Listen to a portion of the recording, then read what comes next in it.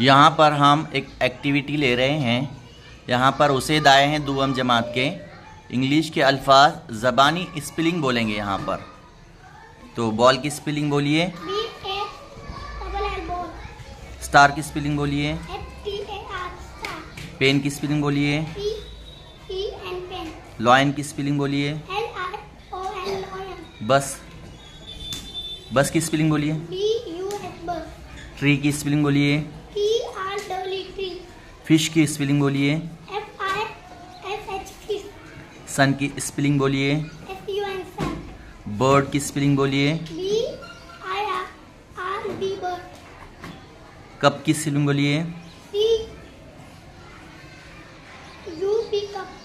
माशाल्लाह, पूरे जो है यहाँ पे स्पेलिंग सही तौर से बोली हैं, इसलिए उस बच्चे के लिए एक कॉपी इनाम दीजिए।